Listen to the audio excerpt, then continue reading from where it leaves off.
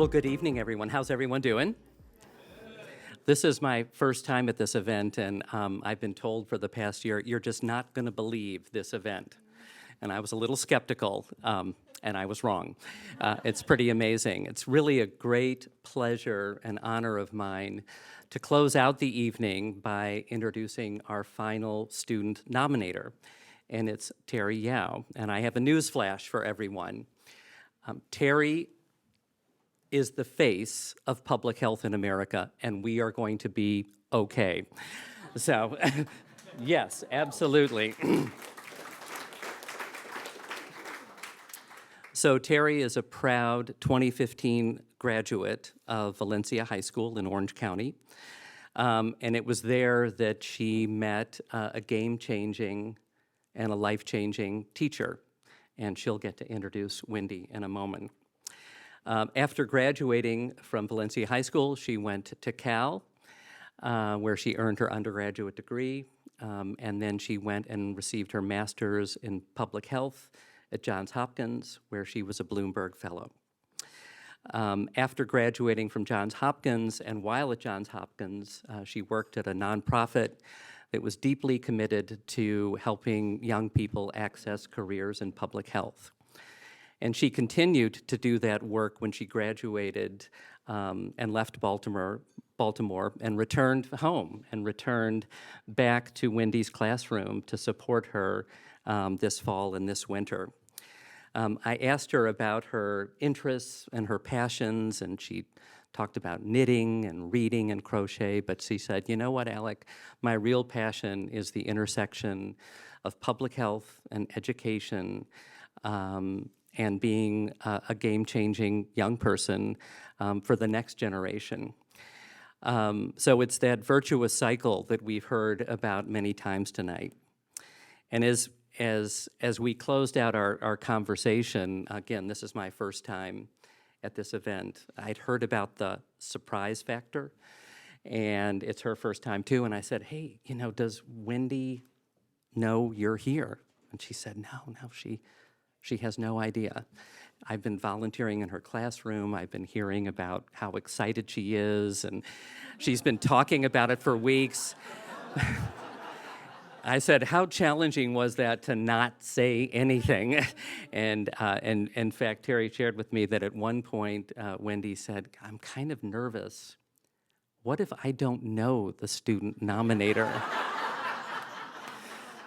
and apparently Terry said, I'm pretty sure you're going to be okay. So, on that note, let's please welcome Terry to the stage. Terry.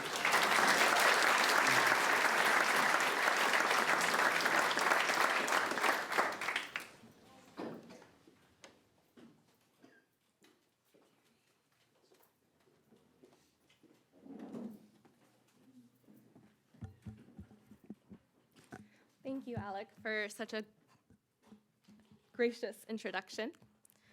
I was nervous before, and then now, after hearing everybody's amazing speeches, I am doubly nervous. So please go easy on me. Good evening, everyone. Like Alec introduced, my name is Terry Yao, and I have the honor of presenting the Outstanding Teacher of America Award to my former mathematics teacher, Mrs. Wendy Umekubo. Before I begin, I want to give a brief content warning. Later, I will briefly mention a story that includes the topic of suicidal ideation. And if this is a topic that is sensitive for you, please be aware and do whatever you need to remain comfortable. Additionally, I would like to thank both the Above and Beyond Foundation, as well as another former student of Mrs. Umekubo, Julian Venegas, who was the first to nominate Mrs. Umekubo for this award, and who gave dozens of other students and me the opportunity to share the impact that Mrs. Umekubo has had on our lives. I have been lucky in my life to learn from many great educators, those who are knowledgeable, those who are passionate about teaching and their subject, and those who truly care above and beyond for their students. Mrs. Umekubo, however, stands out as someone who is all three. In my junior and senior year of high school, I was enrolled in her International Baccalaureate higher level mathematics course. Up until this point, I felt fairly confident in my math skills. By memorizing my teacher's study guides or homework problems, I was able to receive A's and B's quite easily. The issue was I wasn't really learning math. I wasn't really understanding why I was doing what I was doing.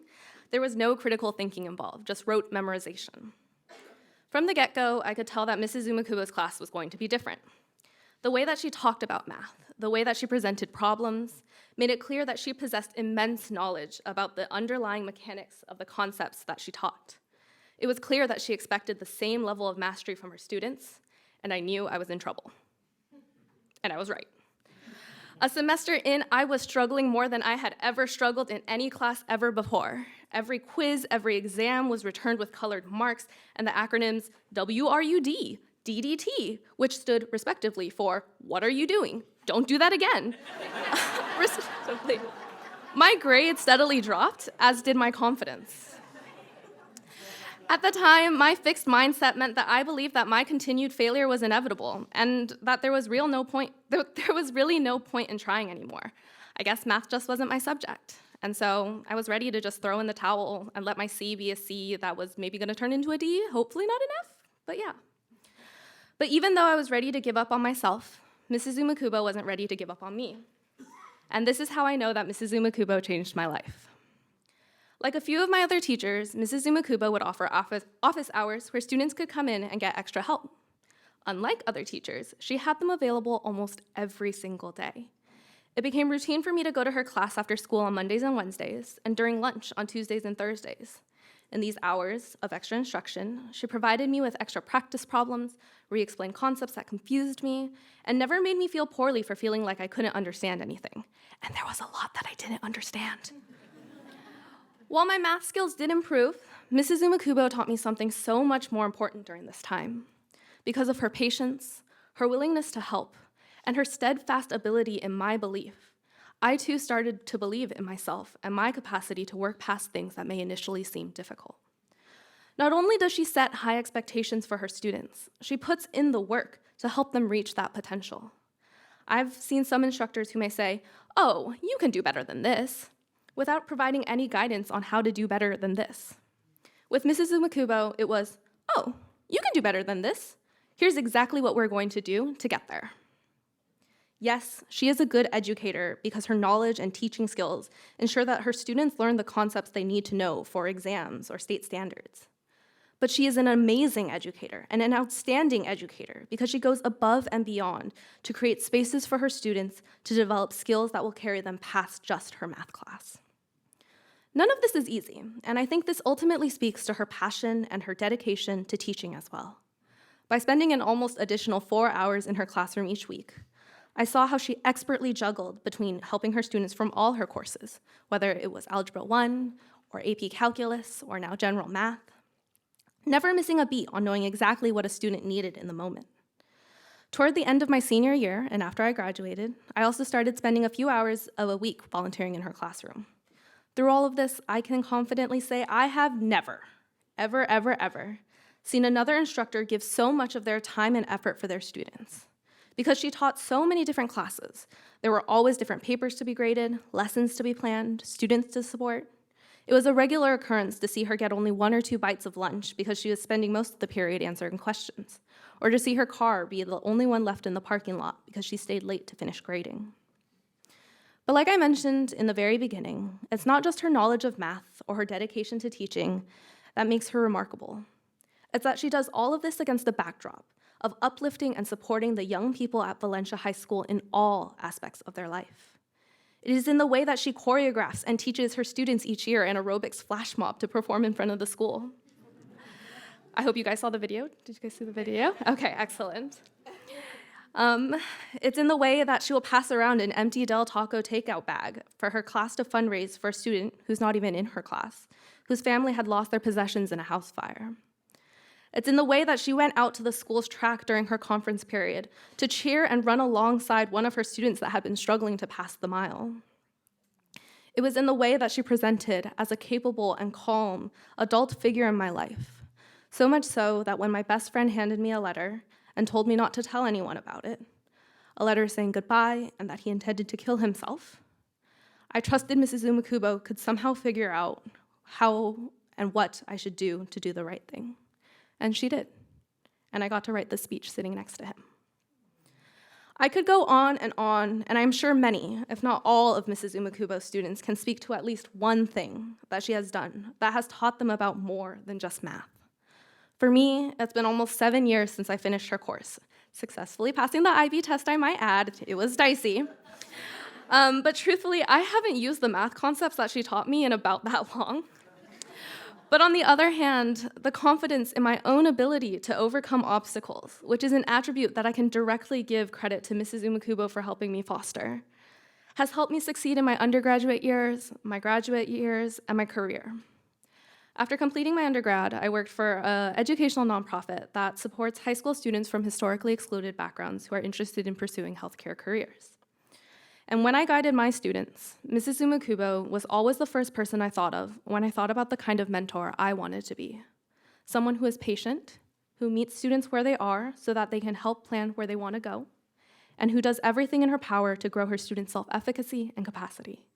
Congratulations, Mrs. Umekubo. You deserve this award and so much more.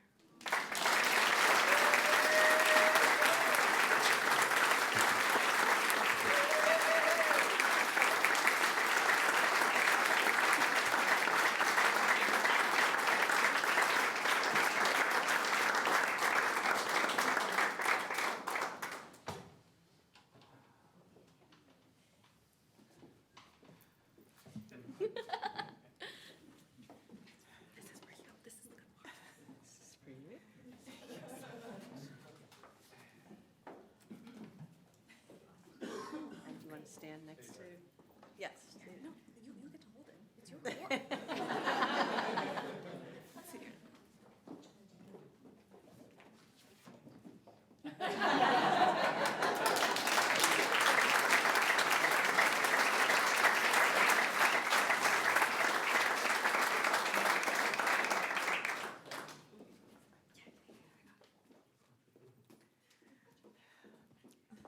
All right.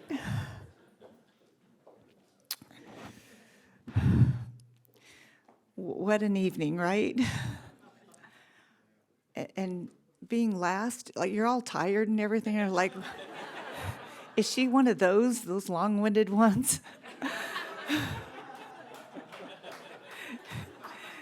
Okay, well, I'm not as well prepared as Drew and Debbie were, but I do have a few things I would like to share with you, and including I do want to thank the Carlston Family Foundation, Now Above and Beyond, and Beverly, I want to thank you so much for putting me through hell, April and May, as this rolled out and the nomination came to fruition, and all the things that I had to do to get to this.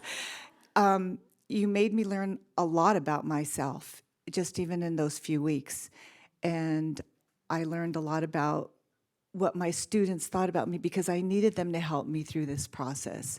Not just the ones that we went back and asked for their opinions, but my current students. I said, what do you call my method? What is my I don't have names for all these things. They were just super. And keep in mind, the first thing I told you, right, I'm preparing for AP exams right now. I don't really have time for all these little things. So I really do appreciate when I really discovered what this foundation was all about, and the honoring of teachers. I feel so blessed to be part of this group of the ones honored this year and the ones from the past. The more I've talked to you and met and learned about your stories is just overwhelming. And I'm so blessed to be part of this community. And you need to cover my husband's ears because I want to do this for 10 more years. I'm kidding.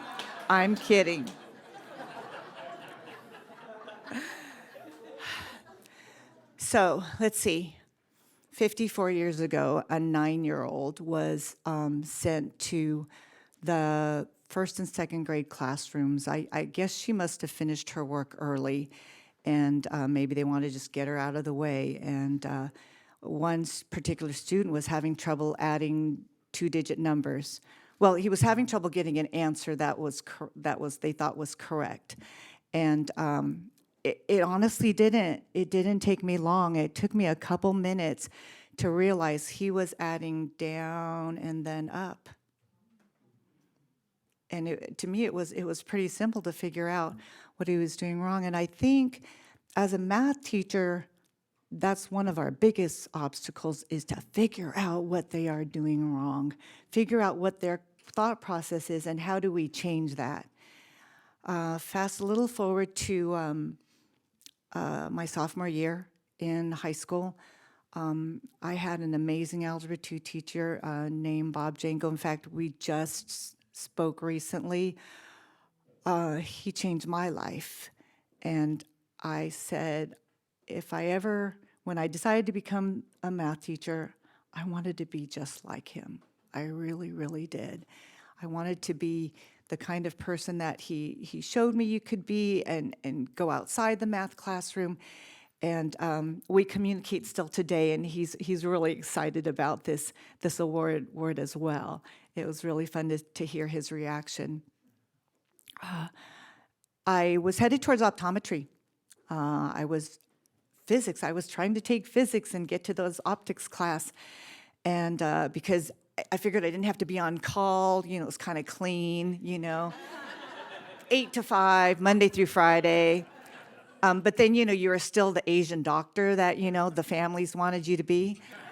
And then my brother, a friend of his, died, and we hope was an accident, but we're not really sure.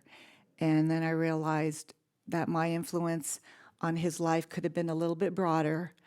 And I thought, I think I want to do that. I want to be in people's lives, and I want to be in young people's lives. And at that time, I think you had to go through teaching to become a counselor. So I said, okay, I'll go ahead and be a high school teacher. I'll become a high school teacher. Mr. Janko, kind of embraced my mathematics and made me confident. Wasn't always the best math student, mind you, but honestly, the struggles that I had, I'm pretty sure have helped me to be a better math teacher. I do understand. I understand why you're having trouble grasping that concept. So I did. I became a math teacher, and keep in mind, I wanted to be a counselor, so that was going to be a temporary thing. I was going to get in there and do a few numbers and so forth. And it didn't take me long to realize that being a math teacher is not all that easy, and not everybody's cut out to do that. And it wasn't just teaching the math, as Terry said, and as my co-winners, it's more than being just that teacher. It's being involved and relating with those students and creating situations where they believe in you, and then they'll work for you, and then they'll get to that next level.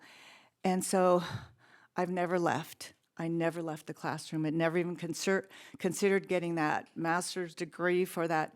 No, just never left. I got my master's in mathematics. And I call this my Jackie Robinson year, number 42.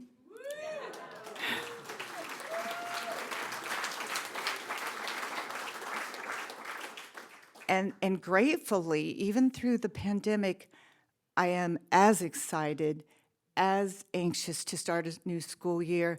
Yes, there's different concerns that we never had to deal with before. The emotional state of the students, the motivations of the students, the technology. Oh my gosh, the technology. A person my age? No. Zoom? You've got to be kidding me. But I'm still excited. I have a great team that I work with. I'm lucky. I'm so lucky, because my principal asked me, he observed me, and he said, there's some old school methods I still have going on. I've embraced some of the new, apps and things like that. He said,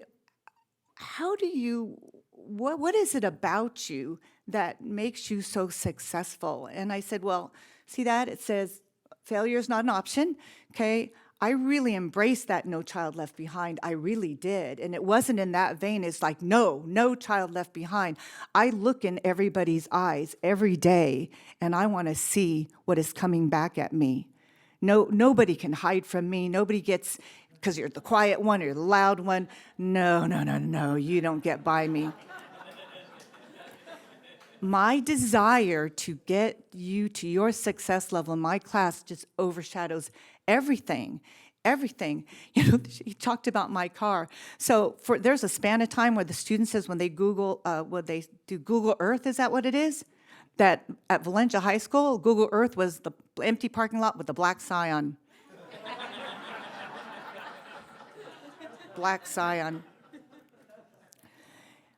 In this journey, 42 years, you're thinking, oh my God, Wendy, right? You've been through this and that and computers and technology, Common Core. When Common Core came along, my whole department was concerned about me. They said, Wendy, you don't do anything new. Yeah, you just do the old, singing and dancing. And they said, aren't you afraid of Common Core? And they were really worried about me. And when I looked at Common Core and what it wanted us to bring to the students, I realized I Common Core every day. I don't need them to demonstrate to me that they can do it counting donuts rather than just adding two numbers together. But I always wanted to give them validation of what they are doing and why we are doing it. And if they really wanted to know why, I'll explain it to you. You may not understand it, but I'm going to give you that 2 minutes, 7 minutes. I'll let you know that there's a purpose to what you are doing. So that this is not fruitless. This is not just 1 to 33 odd. Okay, there's a reason. There's a direction for where we're going.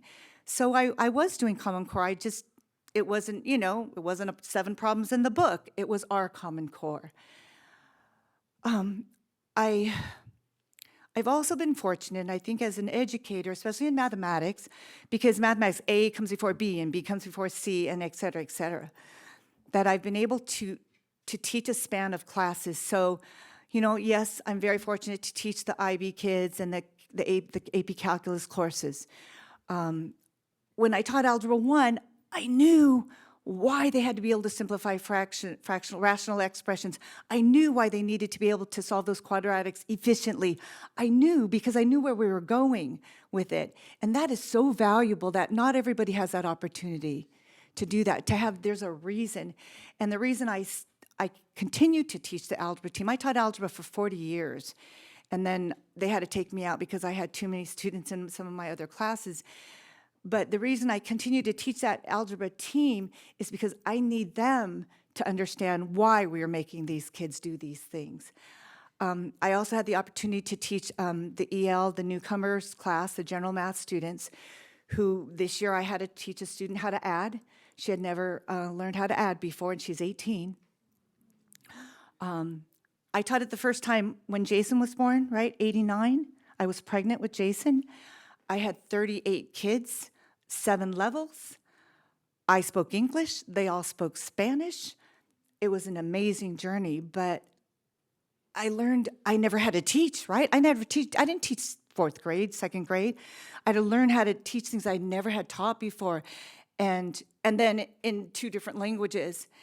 That was a journey that proved to be so valuable to me, to always learning, always trying to figure out different things to do. And I'm so grateful at 42 that I still have that zeal, that fervor to learn something else, learn something new. My aunt told me at some point in time, she said, she lived out in Fullerton, so she was kind of like my mom out there. I teach in Placenta right next to it, and I'd go there for dinner and so forth. And she said at one point, she said, you're doing really well in this teaching thing. And I know they said they didn't need teachers, but I told you they would need math teachers, so I'm glad you still went for it. You seem to be doing really well. At one point, nobody in this family thought you were going to amount to anything.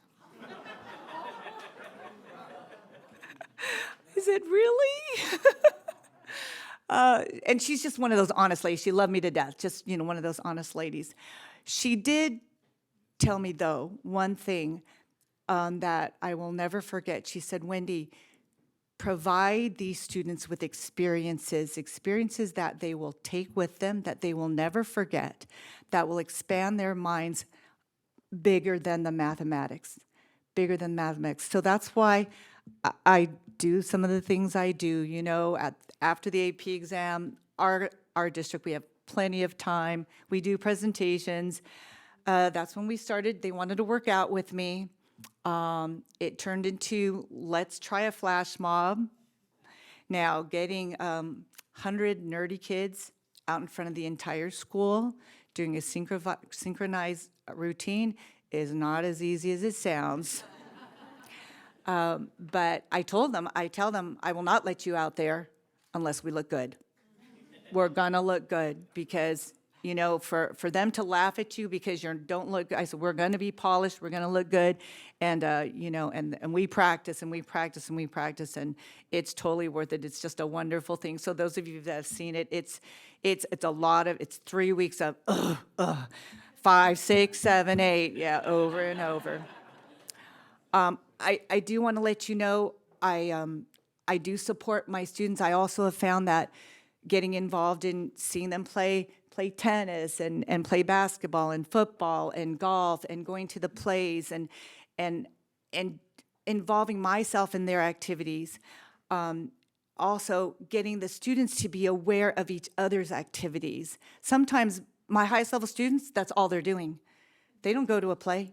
They don't go to a football game. He was just trying to get them to embrace their community, something they're never going to live through again, you know, and meet me there.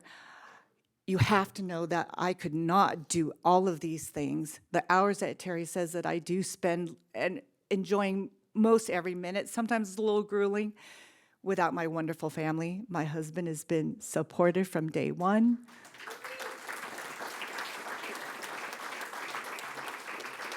He's now on campus with me, and he's understanding the kind of time and energy and love I put into my students. My sons have been with me since birth, right? Brandon in the backpack, Jason right beside me, going to dance shows and, you know, football games and water polo games, and just seeing what I do. It created two young men that lived high school to the fullest. They got involved in so many things there as well, and I think that enriched their lives, and definitely has enriched my life as well. I am so grateful to have had this journey, and when it ends, I'll be sad. I'll be ready to move on, but I'll be sad, and I congratulate everybody here, and especially my president, because you folks have years to go. Years to go. Yeah, please continue the legacy. I so enjoyed, you know, listening to your journeys as well. Thank you so much for this honor. Thank you, Terry, so very much. And, you know, education is here to stay, okay? We have to do it in person. That remote thing is nice as an option, but we have to be in person. We've got to be able to touch those kids in every way possible. Thank you.